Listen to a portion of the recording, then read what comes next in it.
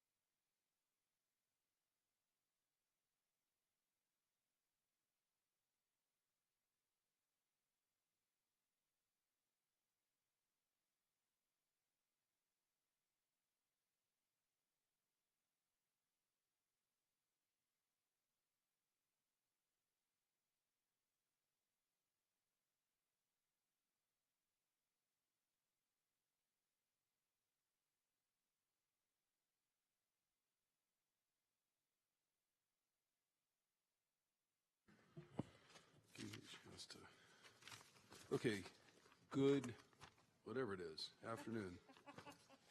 I'm on a 24-hour clock these days, so hard to tell when it's morning or afternoon or evening. That said, we are calling the meeting to order, the Finance, Government Operations Committee and the Children, Seniors, and Families Committee, as it is now publicly noticed, given that Supervisor Chavez and I are on both committees. That's a Brown Act requirement. As you hear about the agenda today, we actually have a report out from CSFC on one of the items, item 4. So we're kind of taking advantage of the joint nature of this as a joint committee meeting. But let's stop for a minute and just indicate for the record, of course, that we do have a quorum. Both supervisors are here. And let me just ask for introductions, starting with County Council off to the right. If you don't mind, we'll just move around the dais and make sure everyone up here is introduced. James Williams, County Council. Greg Utria, County Budget Director.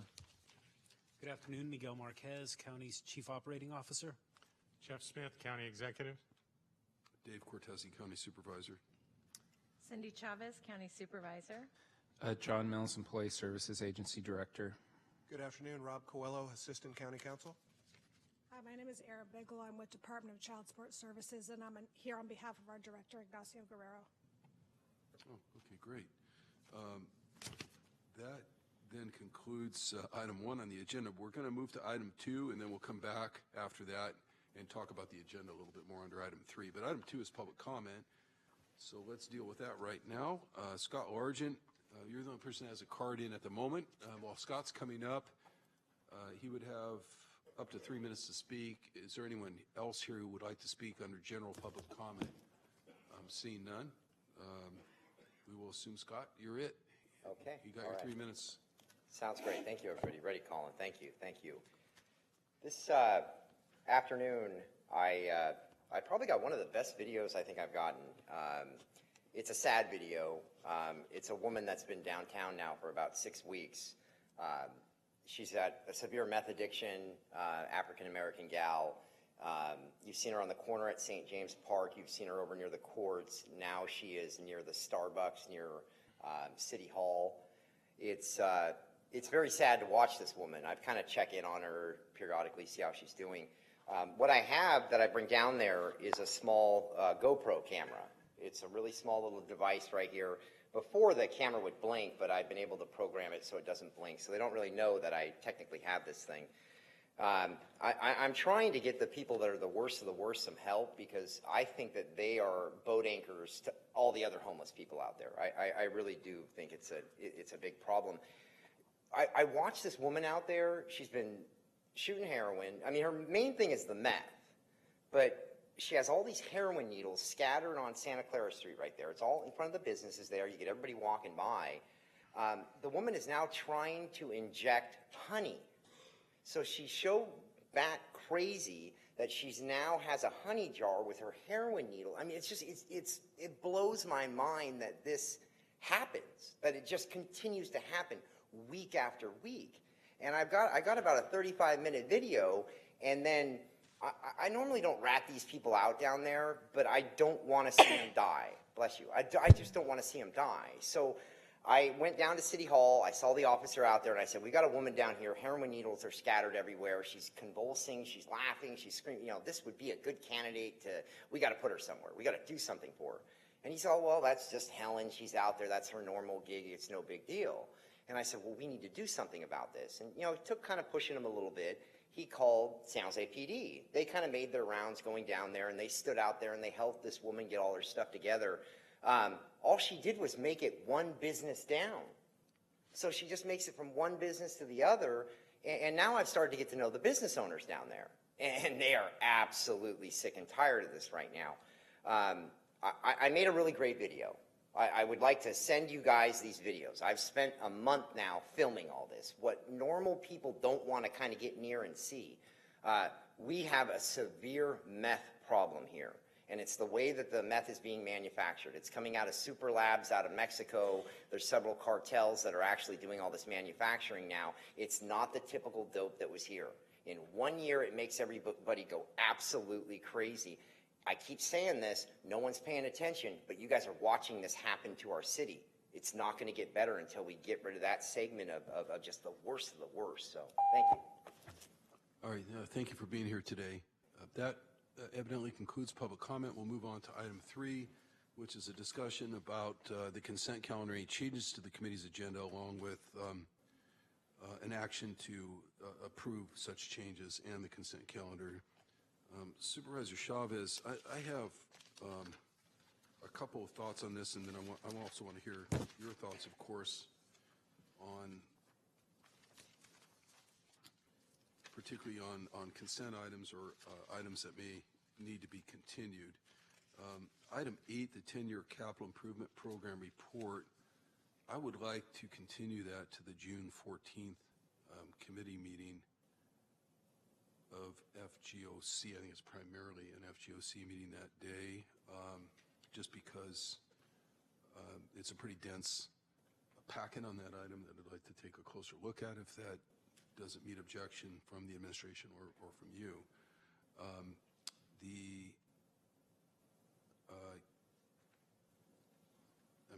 The capital projects report, item 7, I believe could be put on consent today, unless you have questions or concerns about it.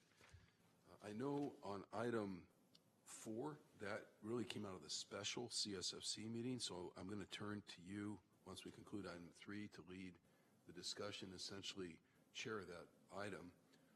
Item 5 is a referral from my office. I'm happy to take back over and explain what that is. It's a pretty simple ask, basic referral that I'll ask to come back actually to committee before it goes to Board of Supervisors. So that's all I have in terms of suggestions right now.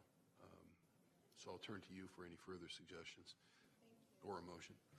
Thank you. What I would like to suggest is, so I concur with item 7. If we can put item 7 on consent, item 10 you want to defer to, I'm sorry, item 8 you want to defer to June 14th. Yes. Item 9, we would like to defer to August 15th, and this is the Fairgrounds Master Plan. Item 10, we'd like to put on consent, or I'd like to put on consent the master plan. Item 11, facilitating affordable housing on the Civic Center campus. I think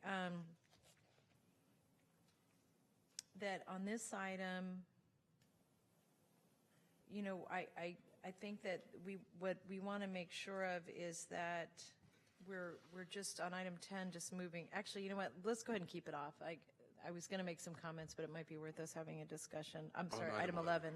Okay. And that's the affordable housing on the Civic Center campus, because I just want to talk about outreach.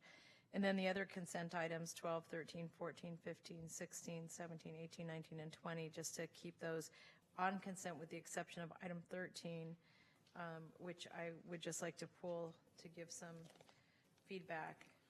Yes, I'm glad you mentioned item 13. If that's a motion, then I'll second it and it's Great. adopted. But just let me see on 13 before we get there that I actually should have brought that up myself. I've had just a very initial discussion with the auditor with the idea that we would bring that item back on the 30th of this month with a little more refinement in terms of what the committee's looking for. Oh, great. So we can just give some input. Audits on the Okay. audit plan. I have no concerns about the of what's listed in the packet, but I think they're looking for the usual guidance on what else to add on. When we get there, we can talk about it some more because I'd like to suggest a little bit of a process for us to get on the same page before the 30th. I would really appreciate that. Thank you. All right. So that motion's been adopted, and I did it without asking if there's public comment on the item, but we had no written requests. I assume nobody wanted to speak on consent in general, even with us adding and subtracting items like that. Okay, we'll move on then to item 4, and I'm going to actually pass these speaker cards over to Supervisor Chavez and let her deal with those at the point during item 4 when she sees fit. And Supervisor Chavez, I'll turn the chair over to you until we get back to item 5. Great. Thank you so much, and Supervisor Cortese for accommodating my request to do this joint meeting. The reason I wanted to do it is the topic I want to present, the gender-based violence recommendations, I just want to make sure they move at a quicker time pace. So I wanted it to come here. So, and also I wanted to make sure that we were able to have a discussion, us and staff, before we bring it to the full board, just to make sure that I've responded to people's questions and I'm better prepared for that. And this will be presented on May 20th at the full board. So as you all may recall, and I think most of you were here on April 15th, we did our sexual assault hearing. And and at that hearing, we heard actually a lot of different concerns that the community had relative to sexual assault. And it was everything from the length of time it takes to get services, to the kinds of services we should be providing, to even the kind of communication that we should be having with the public. And so just as one reminder, and mostly this is for posterity, since I hope none of us forgot this since it was so recent, that we did a joint meeting with the Public Safety and Justice Committee of the City of San Jose. Magdalena Carrasco, council member, and Councilmember Arenas had asked for us to do a joint meeting because they wanted to do a better job of collaborating with the county around how we were responding to sexual assault. When we sent that formal notice to the city inviting them, the city then decided, instead of just doing a committee meeting, to do a committee of the whole meeting. And what that allowed for was all of the women on the board, on the city council, to join us that night, which I thought was really great. We had 7 members of the city council, not for a joint meeting, but for a committee-to-committee meeting. And I think that just shows how interested people were. So what came out of that was that you and I asked to forward to the board an ongoing reserve to address gender-based violence in the county. And Dr. Smith recommended that we convene an executive multidisciplinary leadership group to work through the recommendations and to prioritize them and to come up with an implementation plan that would come back to the board formally no later than September. And then to report at the FGOC meeting in August with a proposal of how to allow for flexible contracting with service providers that would enable them to spend general fund money to service the needs of victims irrespective of their traumas. And then to report to the Children's Family Seniors Committee in August with a process mapping relating to the countywide sexual assault response. And I just want to make a couple of comments to each of these. You know, our panelists and the members of the public gave us a really somber, thoughtful set of feedback about their experiences relative to coordination and funded solutions.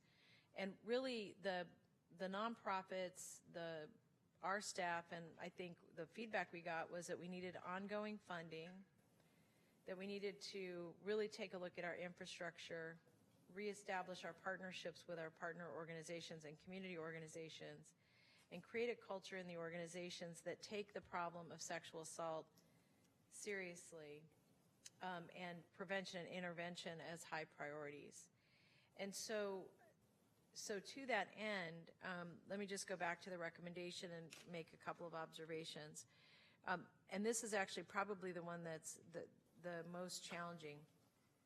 At the time of the hearing, well, actually prior to this, when we had done our hearing work around domestic violence, there were 3 big ahas that I think all of us had. Aha number 1 was that we're a $7 billion enterprise and we spent less than $1 million to provide services to victims. That's just appalling. And actually, even as I say that number, it's hard to even imagine that's true, but it is. With the support and leadership of Dave, you, and really Dr. Smith, you and other really leadership members of our team, we came back with a recommendation to invest $5 million, or actually more than that, almost $6 million, into that body of work.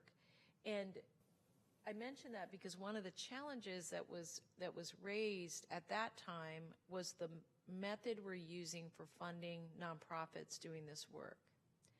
So, a number of nonprofits doing this work address sexual violence, domestic violence, and human trafficking, and or some combination thereof for women who've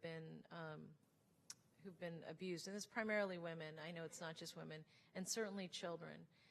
And so one of our objectives was to get to a place where we were funding nonprofits to serve a certain number of people and not necessarily serving people who have only X problem or Y problem or Z problem.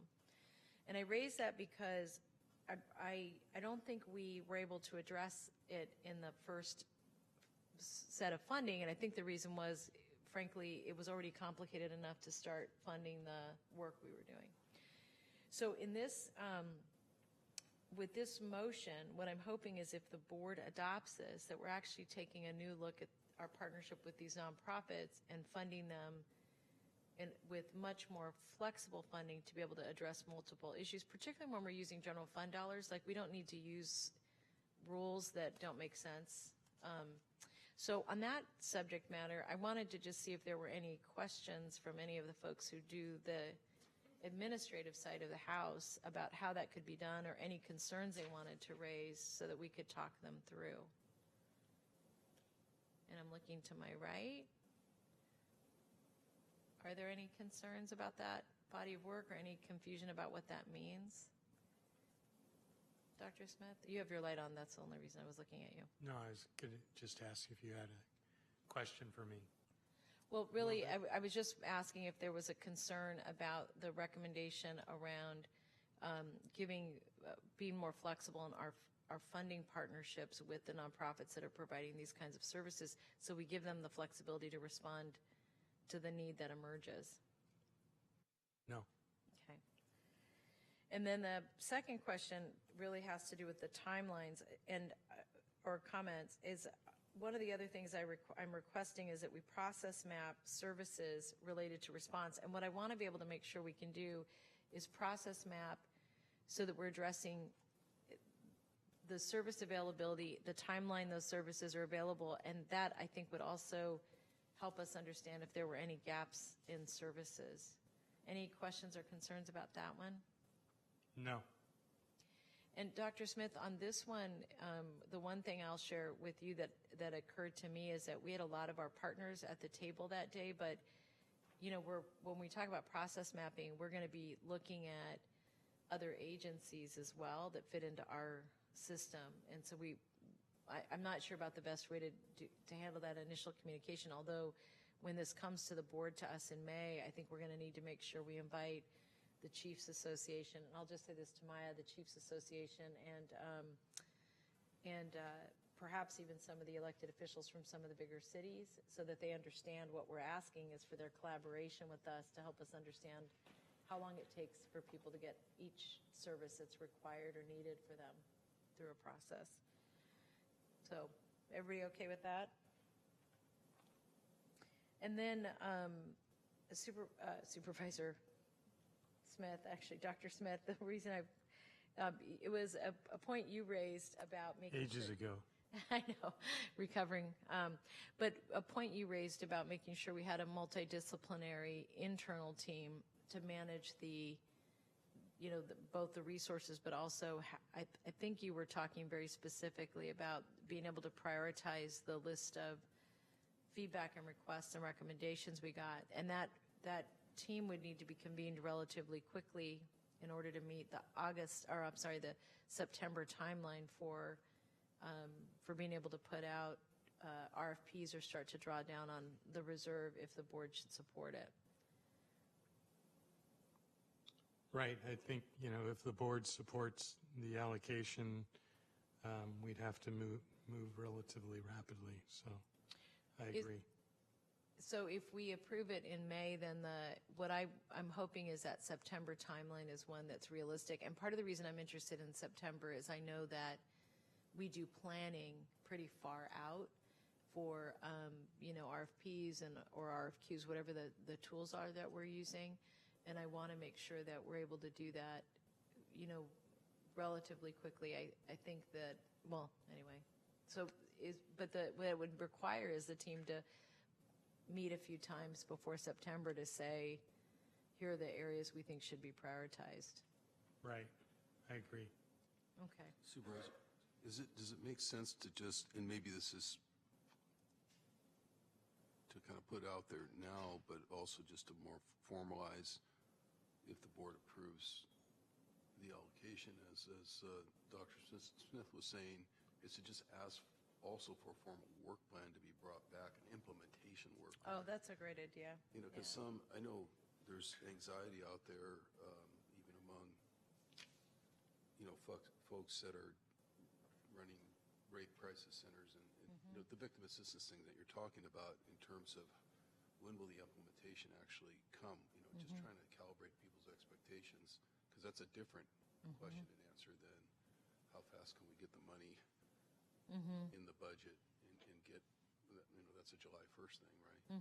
I'm really just, I think you're totally just right. really asking for that sort of work plan detail that sometimes we ask for when you have a heavier work plan. Yeah, I think that's a really excellent point. The other thing that, so I'll add that to the motion is the implementation work plan. Thank you for that. I think there were just a couple of other areas that I wanted to make sure I highlighted. And again, I just wanted to see if there were any questions or concerns that you all had. And that is that this will be, when we talk about this on the 21st, it really will be the first time we're talking about the intersectionality of gender-based violence. When we talked about this before, we had a heavy focus on domestic violence. And I think actually, Perla, it's funny that you're here today, because I think early on when we were talking about the issues relative to domestic violence, it really started to help me understand how much more, as we talk to folks who were using your services or other services, how often they've been victims of multiple types of incredibly horrible violations that really ran the gambit. And so one of the reasons I'm lifting this up is I think when this comes to the board, the intersectionality issue is one we just have to really figure out a way to address. And I say that because it's part of the reason I'm so focused on this new method of doing contracting, because I think you and others have made this point to me that we have to be much more aware that we're treating the whole person. Oddly enough, we're trying to do that on the Health and Human Services side within the county, and we've got to really use that same philosophy for all of our contracts. That's really where we're trying to get to. But I think that's going to be an important discussion to have. And then the other thing is the hospital has raised with us and our clinics have raised with us the issues relative to assisting victims of strangulation and how that does or doesn't get dealt with locally. So one point about that I want to make sure we also lift up is I'd like to make sure we can advocate for a bill that redefines strangulation, because right now the way we're determining strangulation as to whether or not someone can be charged with a serious crime is a concern that I have, a very significant concern that I have. And I don't know if there's any action that we can be taking sooner rather than later on this issue locally without having to change state law.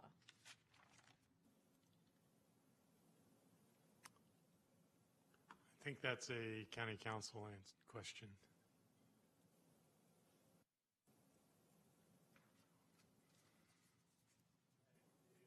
If you're asking about charging issues. Well, I mean, if you're asking, I guess you're asking about in the context of criminal charging decisions? Well, here's what I'm saying. So first of all, I'm really wanting to get all of your attention, honestly, on this issue. And the issue of strangulation is as it was raised at the meeting, had multiple parts. One is relative to whether or not the district attorney believes they can charge. The other is the way that we use pretrial services, for example, to determine whether or not someone is at risk.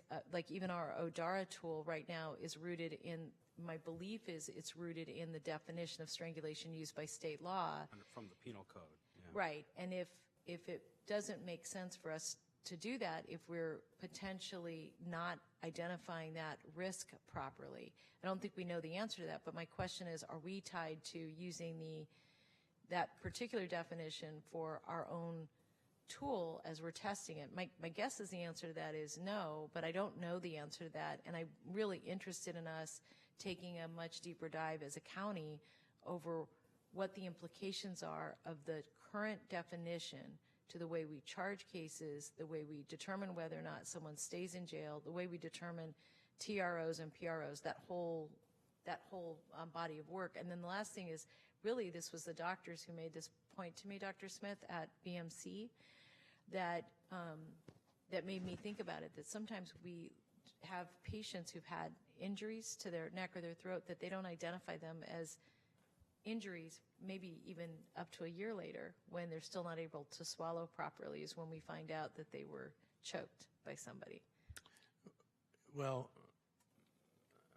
maybe I can restate at least my understanding at the meeting was that there was a concern that the police officers investigating domestic violence didn't have the training to evaluate whether somebody was being strangled unless there was damage to the structures of the neck.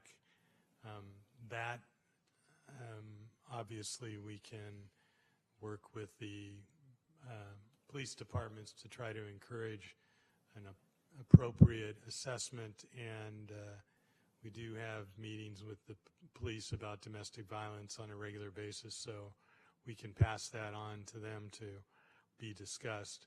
Then there was the issue of charging, which I think is probably an issue that needs to be addressed at the state level. We don't have a representative from the DA's office here, but just intuitively I would imagine they don't feel authorized to charge unless they have specific evidence at the time. And then the question of evaluations of individuals who come in with complaints of domestic violence and doing a evidentiary plan, that can be discussed, decided, and recommended in the SART meeting. So we can bring that up to SART and deal with that. And then the last thing that I heard you bring up was the standardized evaluation by pretrial services. I'll talk with Aaron about that. I don't know. Certainly we can change the evaluation, but since the evaluation tool that we're using is a standardized one across many regions, I don't know how we would integrate that, so I'll have to ask Aaron to evaluate that and get back to us. That's helpful. Thank you. I wanted to add one thing on the pretrial services tool, which is in the event that the changes that are currently they're on hold because of the referendum that's in place that'll be voted on in 2020. But under that new framework, that whole process also then involves review and buy-in from the court in terms of how the pretrial services tool is constructed. So that would be a change a little bit in structure. That's not the current setup, so I think we have more discretion now, but I just wanted to flag that. Oh, that's interesting. That's an interesting point. The court has to Right. Be part of the process of approving the tool and how it's used under that new framework that may or may not go into effect because of the referendum. So there's a delay, but that's what the legislature was envisioning. Thank you. Those are all really good suggestions, and I think things that would really help us move forward. I mean, I think the main thing to understand is that there are limitations to what the district attorney can charge based on what the victim says after the heat of a very traumatic experience. And the language that determines whether or not someone's a victim of strangulation is the first really big issue that's not, that both from how the victim describes it, how the officer understands it, and then I think that the second, so it's a difference between being able to charge someone with a felony or not, for example, and whether or not we determine their lethality to be high enough to separate them from their families. But the third issue that I think is also really significant is that being able, I think this, Dr. Smith, your point about training actually makes a lot of sense on this front, because if a victim starts to have problems a couple days later, or even a day later after the adrenaline leaves their body, and I think it's probably, similar to a car accident for those of you who had that experience, that you don't start to feel pain right away, that being able to go back, use the SART exam rooms to be able to, or the SART process to be able to do the forensic assessment of damage to the throat is really important. And so that's also another process issue, because often we end the process with the officer at the end of that SART process. So something else we're going to have to think about, I mean, beyond the investigation. So those are all really excellent pieces of feedback. Thank you. And then I think the only other thing I just wanted to highlight, or maybe just to ask, is if there's anything, because a number of you were at the hearing, if there's anything that you wanted to make sure got included in the presentation of the staff report to our colleagues that maybe wasn't included in our recollection of what occurred and the recommendations we're making. I don't remember anything different than what you brought up already. I just would recommend to the subcommittee that in your report out to the full board that we include the issues that we just talked about specifically so that they're called out. That's a really excellent point. Thank you. And on the multidisciplinary team, I think that some of our nonprofit partners or advocates may want to participate. I don't know the best way to do that, but one thing I do want to suggest is that we at least do a couple meetings relatively quickly so that we can get that September deadline. Great. Thank you. We have 2 speakers on this item, if there's nothing else from anybody here. No? Rob, I appreciate that. I forgot you were there too. I'm going to invite up Scott, and then to be followed by Perla.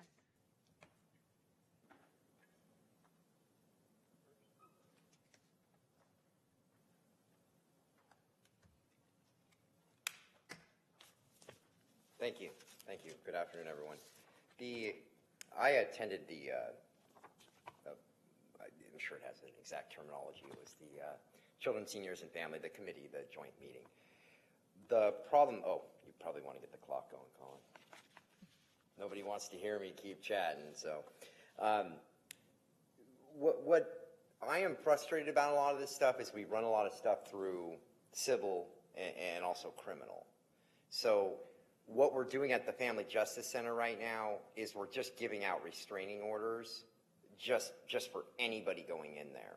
And what it's doing is it's creating a battle between mothers and fathers, and they might not be together, but think about it, separate cars, separate apartments, separate attorneys. It creates this battle till the child's 18. Now, if somebody is a woman beater or a man beater, whatever it is, we need to start running these cases through the criminal courts. Get the person convicted, because and I've said this, it's a game changer. But when you do the way that they do it over there at family court, they don't even need to provide any information. You don't even need to have a police report. You could literally, I could go in there this afternoon and say, Dave Cortez, he looked at me weird and I want a restraining order. A lot of times they'll hand these things out like candy. And it's something is strange with that. And it does create that battle that will go on for some time. Why are we not running these through criminal court? There's also a process for, I believe it's a 1344 finding if there was prior abuse. that was out of state, and if you wanted to bring that into your family law case, judges are not allowing that to happen here. My friend Deanne, I used to bring her into these meetings. Her husband out of Georgia, he had 7 felonies for beating on her, corporal punishment, all this other stuff. And it was only 4 years after, and the judge would not even allow that to go into her court case here. So it's very fishy right there. We have abusers of, we have a lot of stuff that's just kind of squirrely. So I hope people would pay attention. We've got to put pressure on our courts to stop allowing this to happen over there. It's just a money-making cash cow over there. Thank you.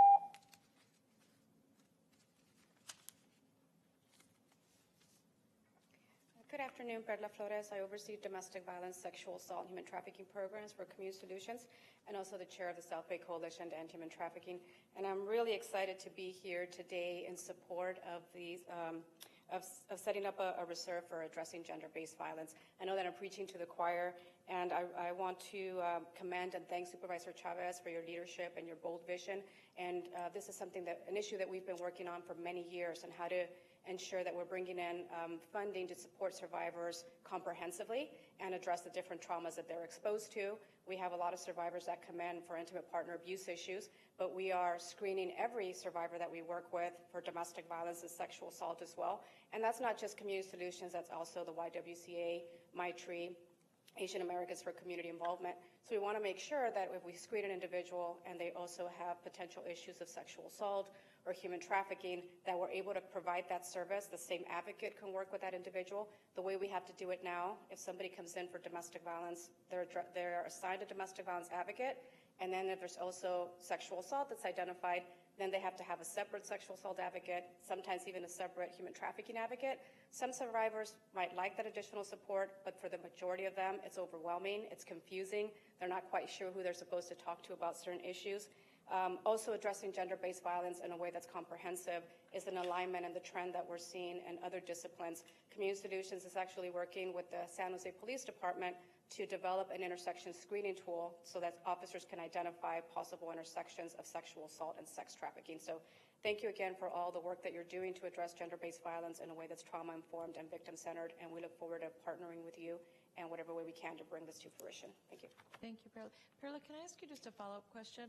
Sure. What's the timeline on the tool? That's really great, on the human trafficking sexuals. For law enforcement? Mm-hmm. So there's a grant through the Office of Violence Against Women. It's a 2-year grant, and we committed to, within the first quarter of that grant, the grant just came in about a month ago, so we committed in the first quarter to actually develop the tool in conjunction with the San Jose Police Department, and then roll out the trainings. And be able to test it and all that.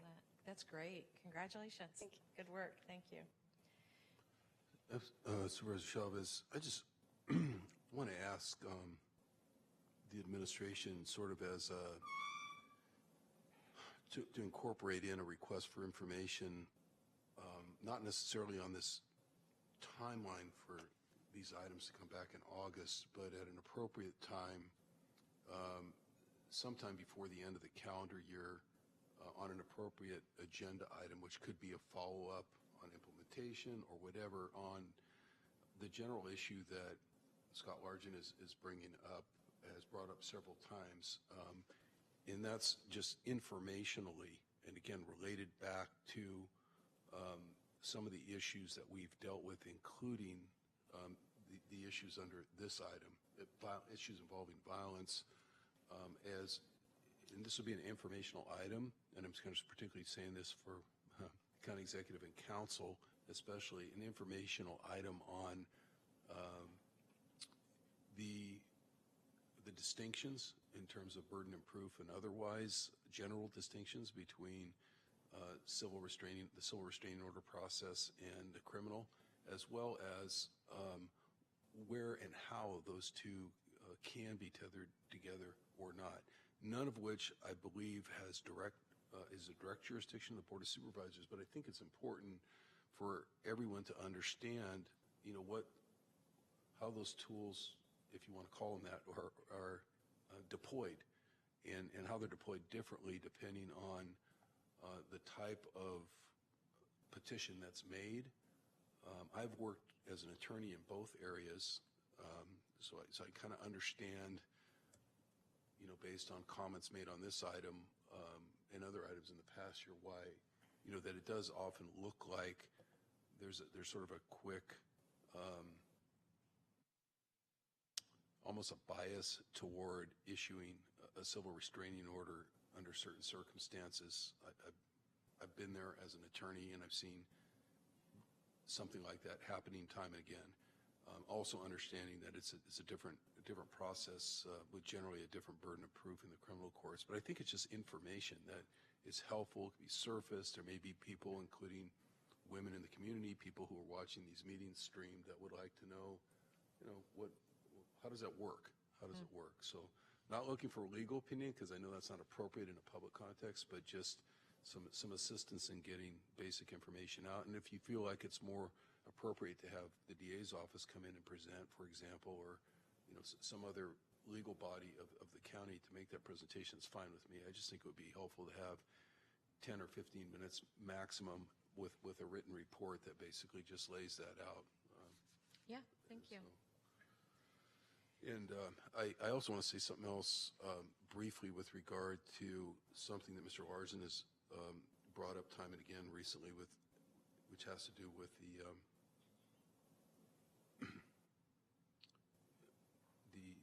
possibility that we have a meth epidemic out there that's feeding into violence, including gender violence. That concern is not falling on deaf ears, and I intend at some point to recommend probably through the committee process that we take a harder look at those issues. That's all. I just want it understood that that's being heard, because this isn't public comment. This is an agenda item, and I think it's appropriate for us to respond and say we're hearing these comments, and we're thinking deeply about how to approach them. That's excellent. Thank you for your work. Of course. Your leadership on the item that's before us today. So we are going to, you and I, take a vote to move this to the full board for the May 21st meeting. Yes, absolutely. So motion and second, that passes unanimously. And then we can take, thank you, and thanks for speaking on this, both of you.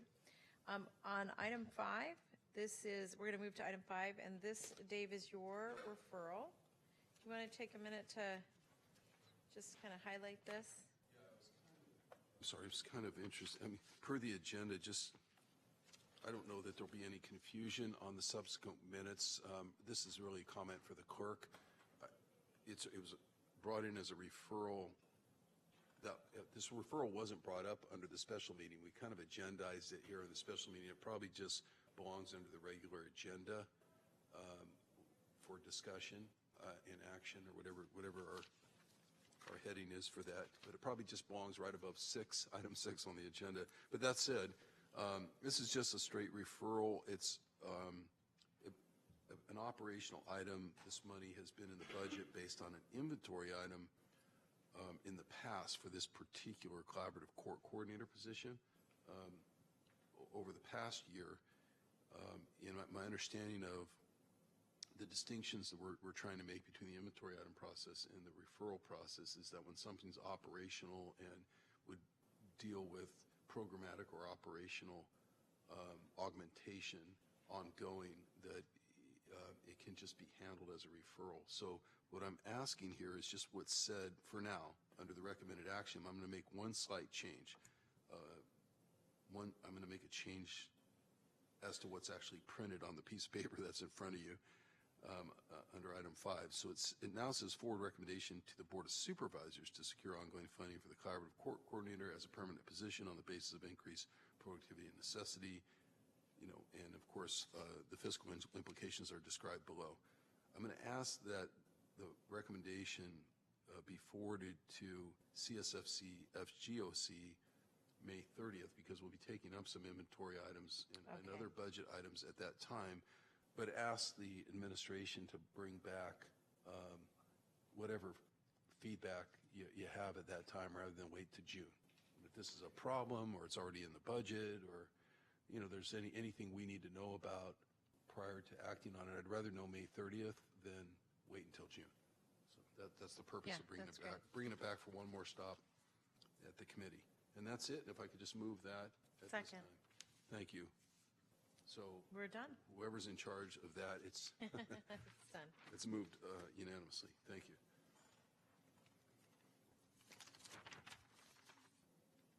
So we'll go on to item. Well, let me see what item we're on. We're gonna move on to item 6, which is the Voter Choice Act report. I think Registrar of Voters is coming up to talk to us.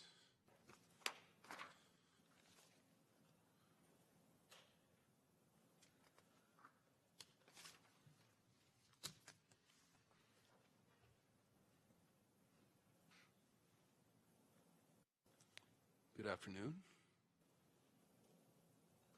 Good afternoon. Thank you.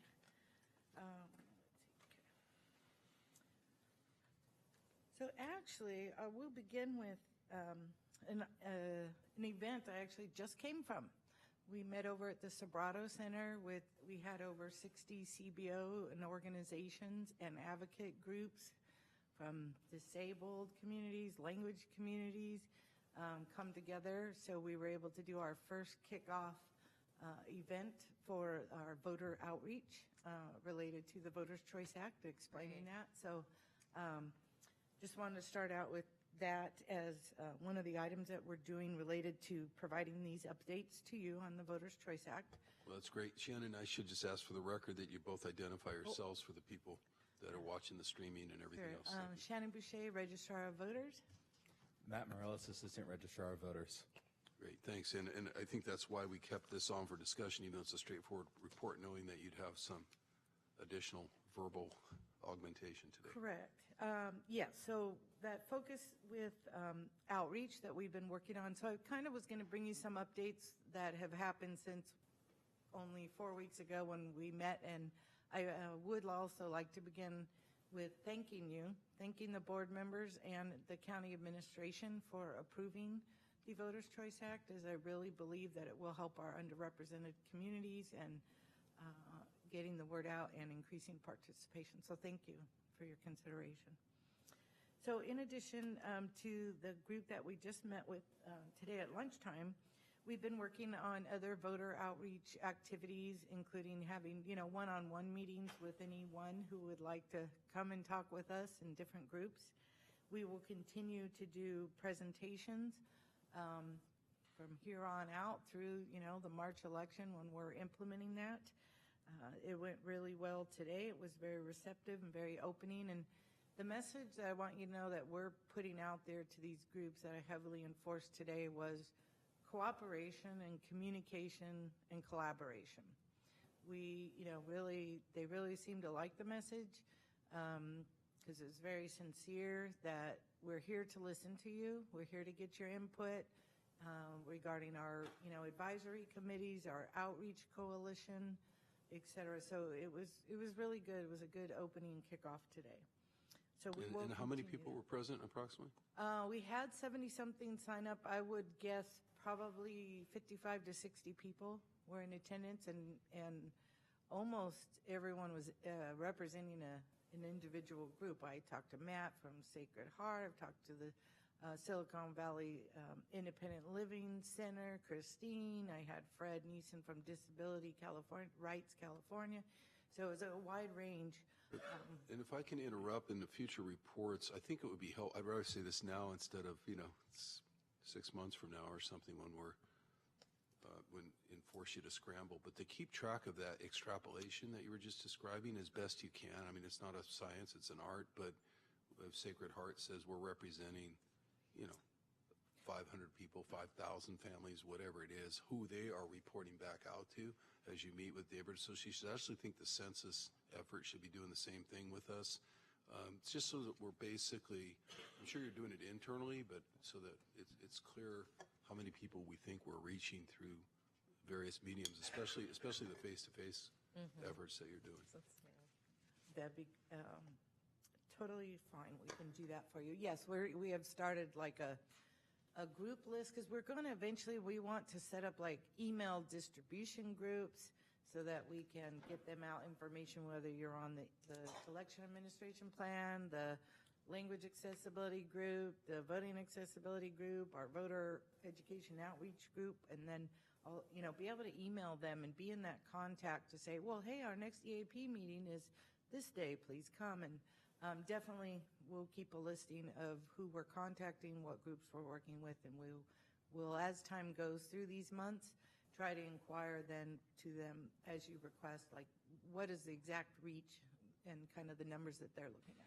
Yeah, some folks, for example, as you well know, like I think what might have been your old neighborhood, a place like a Villages Retirement Community, if you meet with them, you might meet with 75 people or a club or two, but if they put it in their internal newspaper and on their internal closed circuit system and start pushing it, they're probably reaching 5,000 to 6,000 voters. And I think it's important for us to understand, probably good for you when you're reporting back, to be able to say our numbers are really a lot higher than just the people that were communicated with because of the republication of the information that's going out. May I add just a point, and I almost meant to say this to David. So first of all, I just want to say, Shannon, how much I've appreciated your leadership as part of the Women's 2020 Council. And I think you got a whole bunch of people now who are like believers and followers of the Registrar of Voters, which I think is great.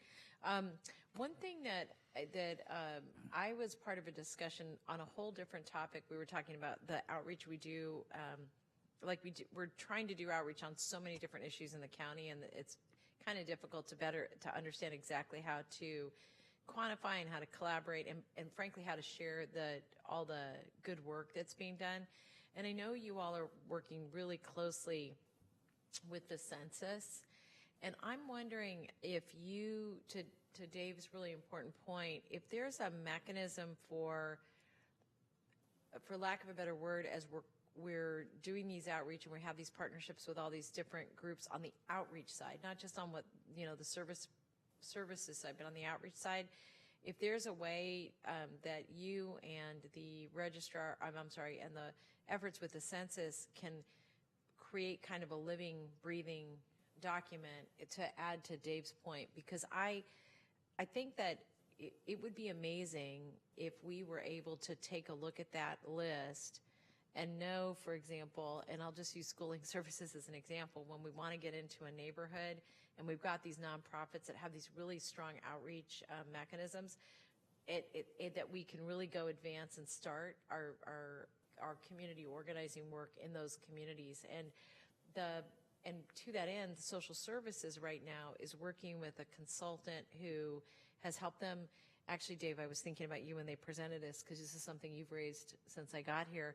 They have a new tool they're using that nonprofits can fill out, and that it shows like their services, and there's a bunch of prompts that help us understand how to map their services relative to other services. And it would be worth having a conversation with Deborah Usher and Portia Usher, and ask her a little bit about that tool, because it might be something you all want to use right now, you and the census, because other people are filling it in, and it might be something that you both can contribute to but actually access. Yeah, thank you for that. Yeah, thanks. You're welcome. Thanks, Dave, for letting me jump in on that. Thank you. That's a great idea. Also, in addition with that, kind of in the form of collecting information, et cetera, and contacts, we started, it went up this week, a new email address, Voters Choice at rov.sccgov.org. So we wanted to at least get something up there immediately. That way that the voters anybody can contact us if they already have input or they want to join us or they want to be on a committee. So that went live 2 days ago. So we're advertising that as a form, kind of, instead of, 5 different emails for the 5 different groups, that way they could just filter in one and we can disperse inside. So in addition with that, since our last meeting, we did start our web page. So VCA Voters Choice Act has its own web page on our site. Currently has like the general information about the new pieces of the law, and that will be another area, another place that members of the public can go to in the future that we can advertise. as one form of information that will, show when meetings are coming up to keep people informed. So we're trying to look at, how to get those communications with the public going and keep them going. And we're in the process of forming and looking at the LAC and the BAC committees. We are developing a voter outreach and education coalition. We're calling it VOC.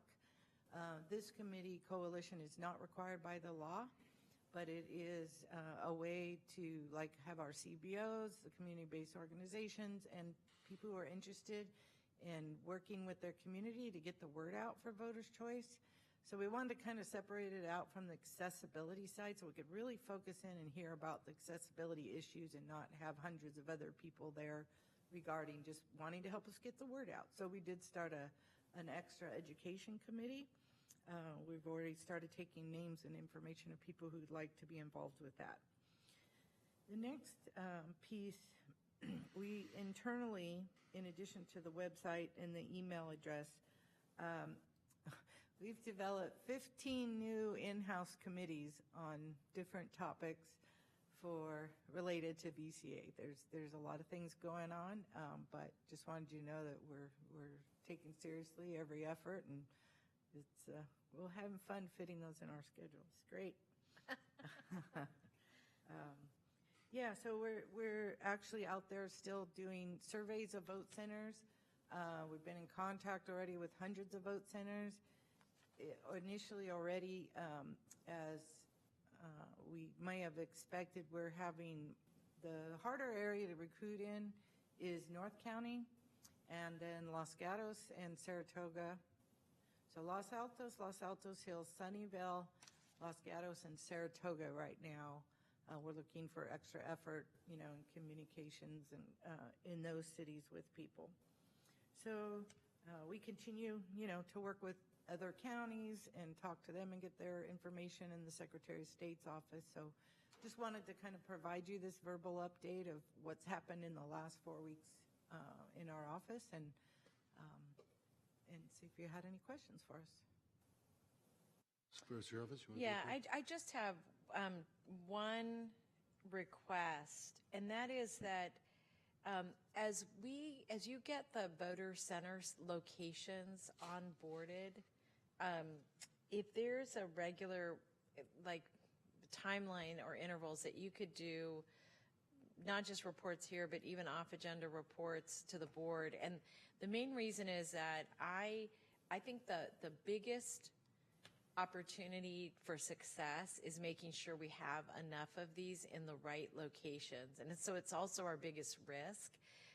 And I want to just really push on the board and the community to help us find the right places. And I mean, by neighborhood. And that's partly why I wanted that map up yesterday. And because I think what I'm worried about is that as the date gets closer, the location will become of concern to people.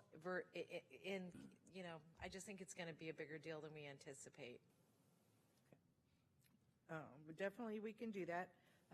We can bring you lists of potential vote centers, because we're not going to be finalizing them right away because we need to get input, from the community and the public on those and the locations. And there's 14 different qualifications that we're looking at for a vote center that we're trying to meet them all, close to transportation, et cetera. So yes, we can definitely keep you abreast of locations that we have put in our file that are open to us and for consideration, as we also would provide that to the public for input. That would be really helpful. Thank you.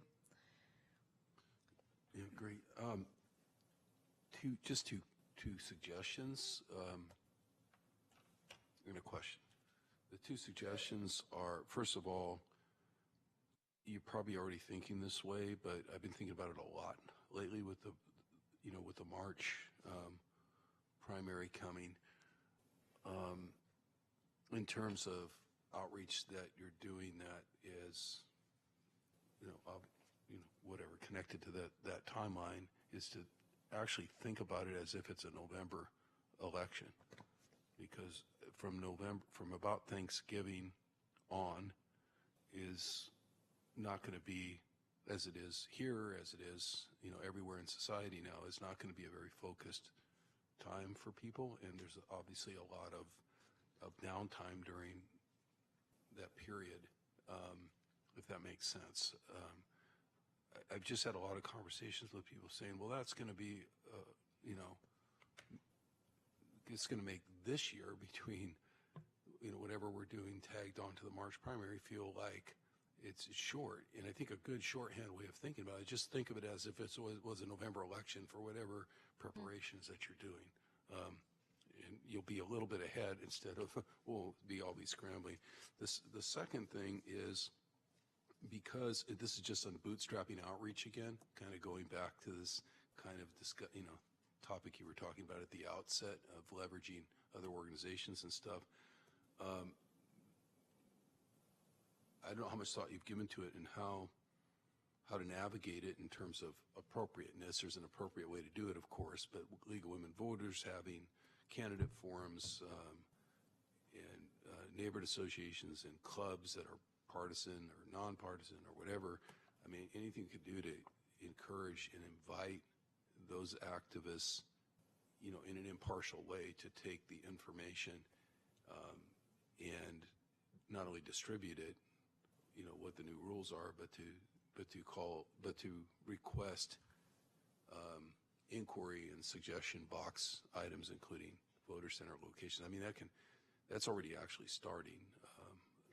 That process is starting as you may be aware, you may not. I mean, you're kind of in a different, you have a different angle or a different view, I think, than we politicians do. A lot of that information is available as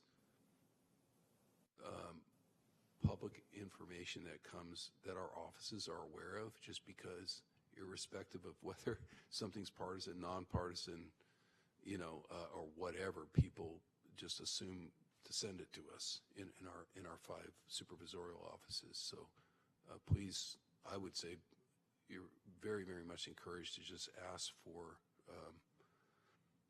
copies of whatever we get in terms of those kinds of events that are out there and invitations to events that are already gathering people who have who are either activists or voters who are interested in the election process. Yeah, that would be great. And just, we have already been talking in discussions with the League of Women Voters, for example, and having them help with presentations and bringing the thing out there. So it's good. Yeah, thanks. And I just want to clarify something, and I know my staff had some give and take with you about this recently. When we talk about voter centers, if you're trying to make an accommodation in an area because, if it's requested that happens as part of this whole community input process, and I'm literally talking about things that almost look like reasonable accommodations, adult daycare centers, communities that are gated and have traditionally and are large and have traditionally had, their own polling places within those, but maybe significant elderly or homebound populations.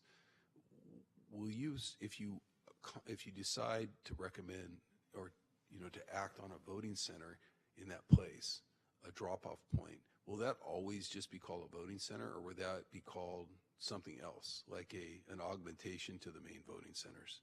Get what I'm saying? Like a satellite. Yeah, That's what I'm trying to say. Will you refer to that as a satellite at some point? Because I think questions will come to us again more and more during the course of the year at our level, at our constituent response level, is there some way, to have a satellite facility near where we are? And I know we'll refer those questions to you, but I'm just kind of wondering in advance how you'll handle that.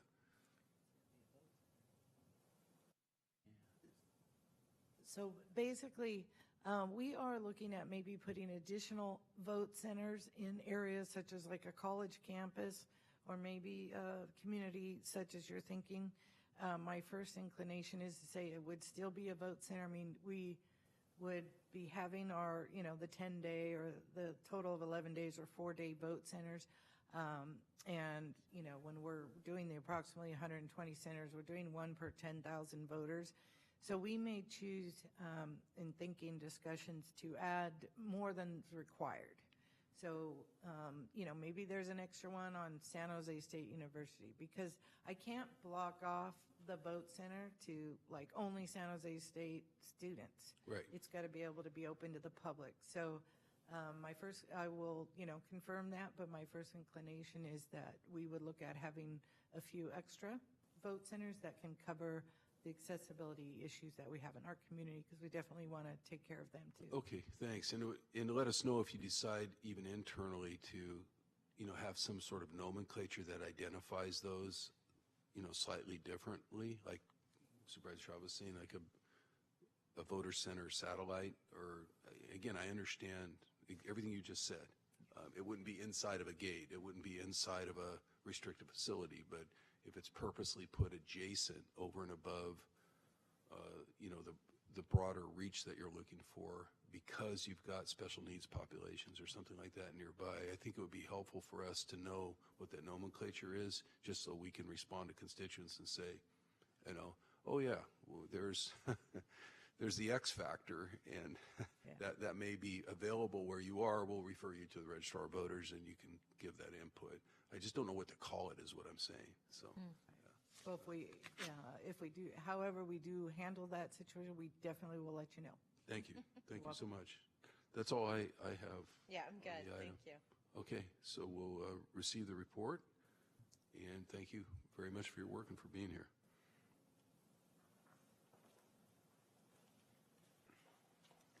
Move on to item 11, which is the Civic Center. I think it is Civic Center Affordable Housing Report, right? Yes, facilitating affordable housing on the Civic Center campus, I think, is the official subject line. Welcome, team. Thank you. I asked for this to be heard today, and I just really had a couple of points that I wanted to raise, and that is that as you know, surprisingly to me, having represented downtown, we've had a lot more consternation and skepticism as new projects are coming online in different parts of the downtown area, and frankly, I think even sometimes the same community is struck differently by the way projects are presented. And so I just wanted to pull this off to make 3 recommendations about how we proceed. One is that it's going to be really critical that any plans for temporary housing are very specific and very clear, and that if there are options to what we're recommending, that those options are really well laid out, and that we're not surprising the city or the city staff or the city's elected representative or the city's elected representative staff. So we're just really kind of hand in glove with them.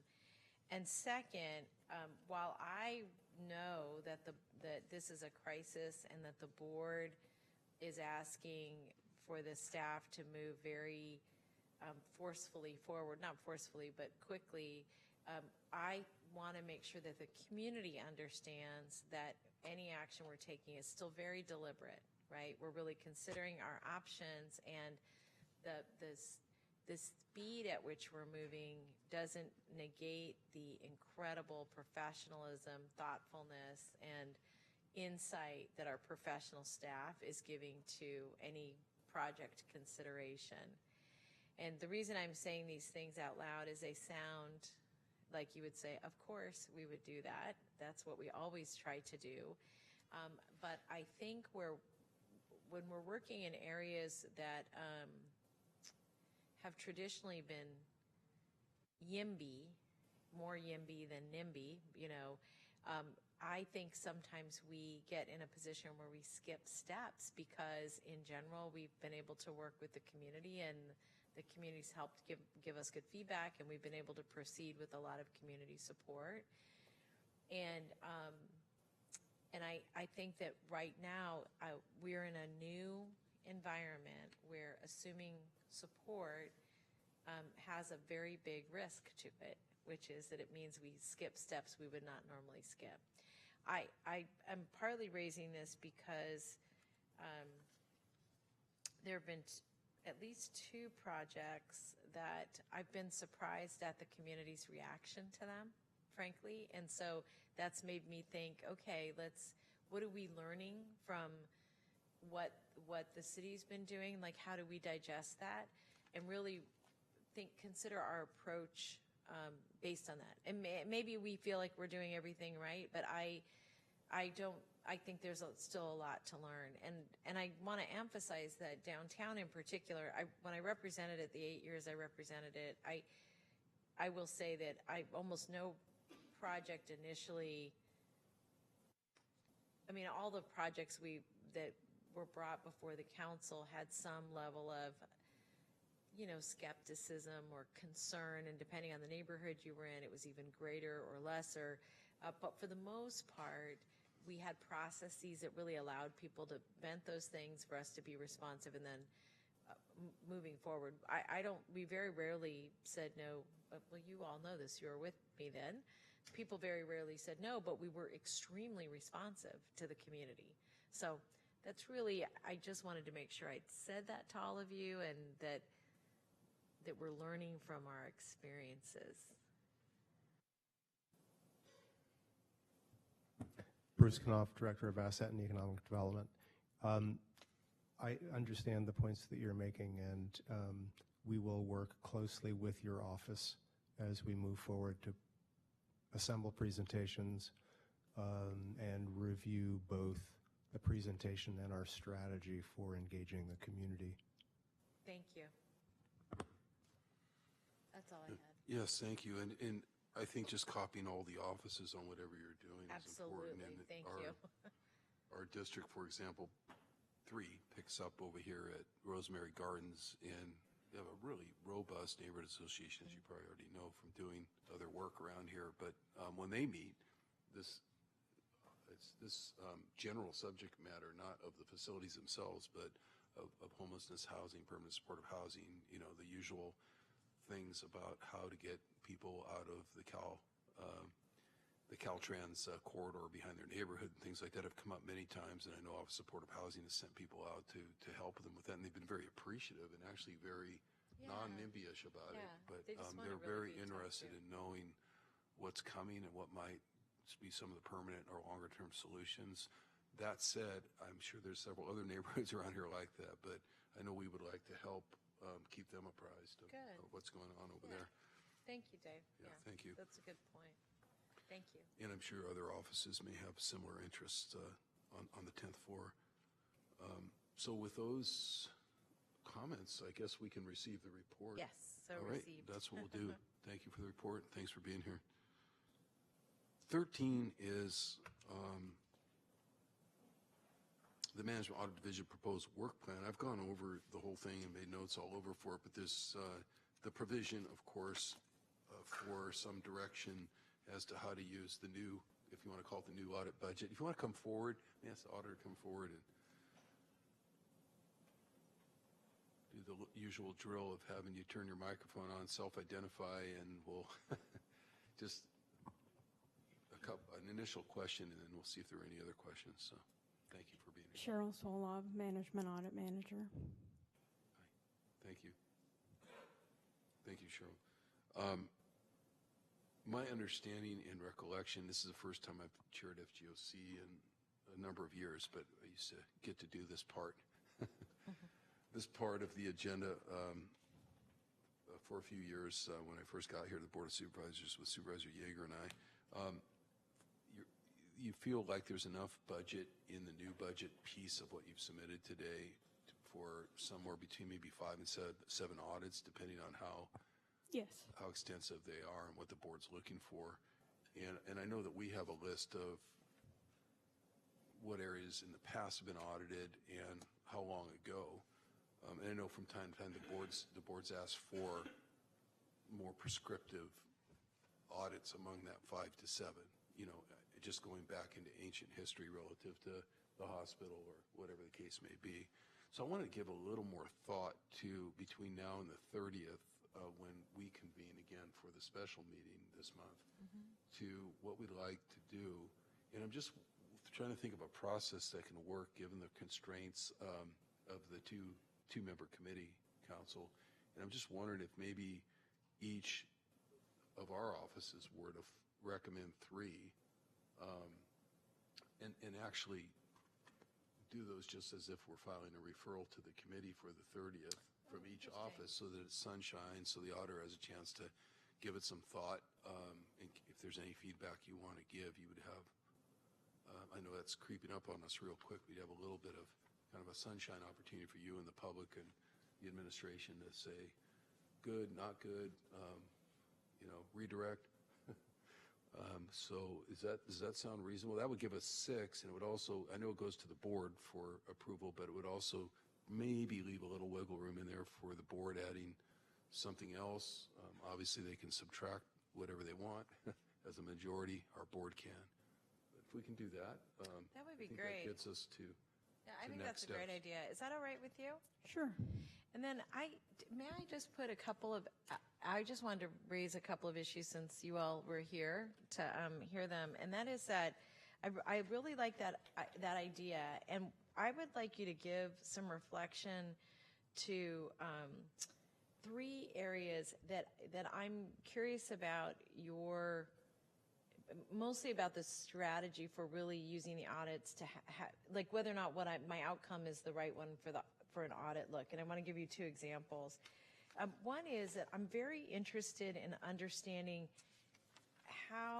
under what terms and conditions as a county we think telecommuting makes sense. Like, what are the policies and practices? And I'm particularly interested in that as we are mindful of real estate, like that all has a cost, and if someone can work at home, what's the benefit? We are working on, not having, having less congestion and all of those kinds of things, but also how do we evaluate the value add both in aggregate and by person? And really that's is that auditable from your perspective? Sure, we could take a look at that.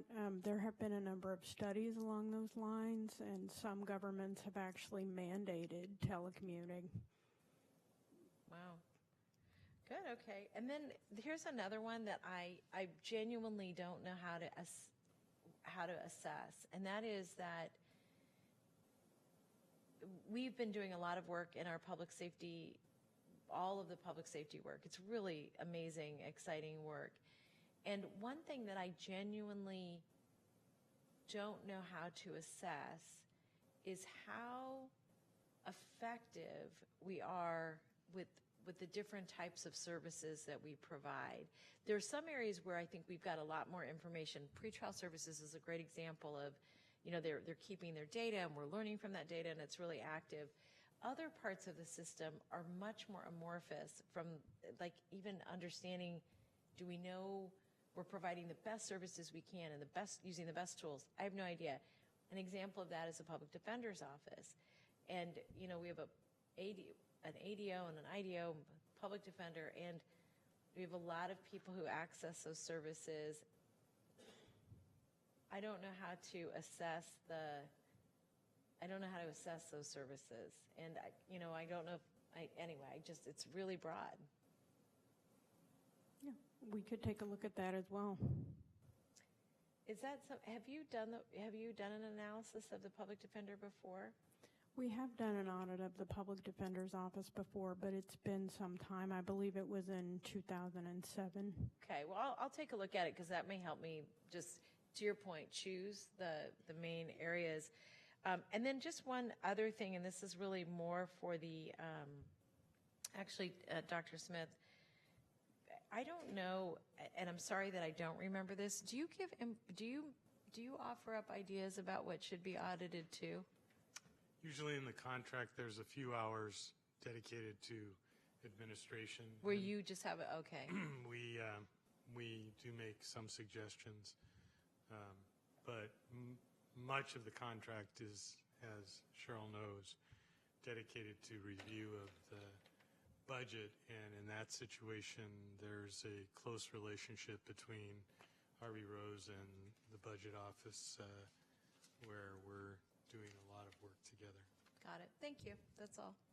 All right, and then just as understanding, obviously we may have some duplication in our three recommendations east, but I think it goes without saying that if we see that happen as we file documents, each office will give some thought as to alternatives or suggestions as to how to reconcile the total number of hours when we get here on any additional. So maybe 3 each plus having an alternate in mind to come in here with. All right, so we can get it. We can have a nice, thoughtful recommendation going to the Board of Supervisors and really feel like we vetted it a little bit before we get there. Thank you. Thanks for being here. All right. That, I believe, concludes all the items on the agenda. And the regularly scheduled meeting of this group doesn't happen again until June 14th, as I recall. Actually, June 13th, not 14th. So the next regular scheduled meeting of this joint committee would be June 13th, 2019 at 2 p.m., but we will have a noticed special meeting as we have been discussing. I believe it's a special meeting, but I know we're noticing a meeting on May 30th. I think it's primarily for the purposes of making sure inventory items are in. I know the deadline,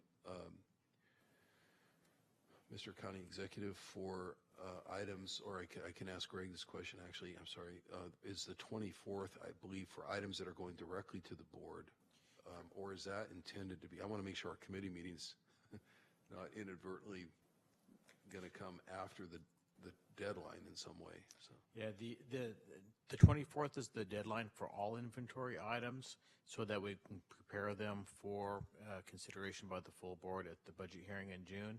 However, for those items that you would like to take to committee because of the threshold amount specified by the board's policy on that, you have until the 30th, to get that for transparency and disclosure and discussion and all the other reasons why you would want to bring that to a committee. Right. We're asking for purposes of preparing, timely information for board consideration, the hearing, that we get the initial submissions by the 24th.